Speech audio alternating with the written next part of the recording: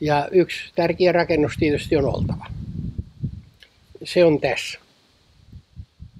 Siinä on joku WC, water closet ja kiinteistöjä. Kun on monta, niin tuolla on 13 sellainen hätänumero. Mutta tämä on tarpeellinen. Ja tänne saattaa tulla linja-autokin jotakin ihmisiä ja jopa naisia. Niin mä oon nyt katsonut, jotta tämä varmaan vastaisi nämä EU-direktiivit hyvin tämä. Ja nyt on maailma tullut vastaan, jotta tämä on hyvin ekologinen, luonnonmukainen, kierrätyskelvollinen.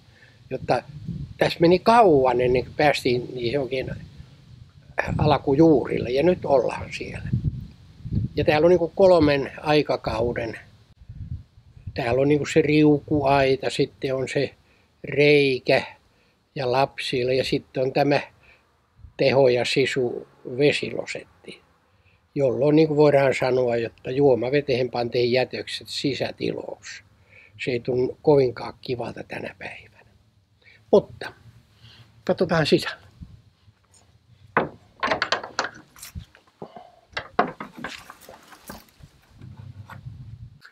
No joo, tässä on sisältä tämä ja tuolla sivussa on tuollainen luukku, että kun siellä on valo, niin se sama tulee tänne hyysiinkin. Ja niin kuin säästetään, että yksi lampu vain. Ja myrskylyhty on aina hyvä olla varalla.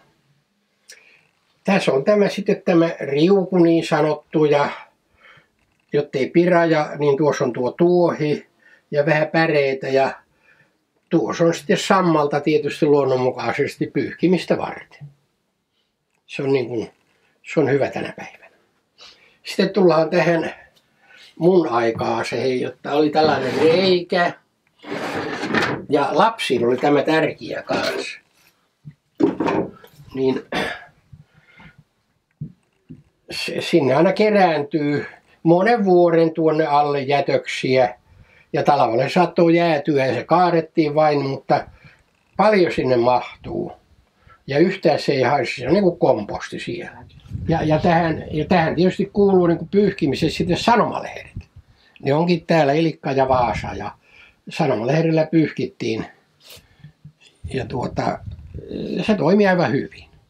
Ja tämä jätös sitten aina niin, totta kai se vietiin pellolle. Ei sitä tokikaan mihinkään muuhun panna. Pellolle se vietiin niin kuin kierrätykseen kaikki aina. Mäkin olin joskus leikkoopellolla ja sitten oli sellainen sänki ja lyhyt jalat on ja kyyky, niin isä sanoi, että niin kuin meni mettäreunaan. Isä sanoi, että kyllä se niin kuin pellolle se kuuluu. Niin kuin kaikki jätökset, niin kuin totta kai se kuuluu. No sitten sen jälkeen tuli tämä teho ja sisu niin kuin tuolla. Se on hieno ääni tuossa. Minäpä vähän annan tätä merkkiä tästä niin kuin näin. Tämä on hieno ääni. Koettako se on hieno. Ja tuo oli niin kuin ensimmäinen tällainen oli hammaslääkäris Ilmajoella. Ja ei se hampahan niin kuin, mä kärsin sen kyllä. Oli hyvät hampaat aina kuin hevosella ja näkkileipää kun oli syötyä kovaa leipää, niin hampaat on pysynyt hyvänä. Mutta se oli sitten, kun oli pakko mennä, se päivä meni sillä hammaslääkärissä, niin pakkohan sinne vesilosettiin oli mennä ja se oli kaikista kamalinta, kun teit tarpeen ja sitten verit ja se vesi nousi ja nousi, aina vain se nousi. Mutta jostain ihmeen syystä se lakkasi, jotta ei se aivan tullut yli. Olisi kauhea paikka, jos se olisi tullut, niin kuin ei osaa tekniikkaa, että se olisi tullut.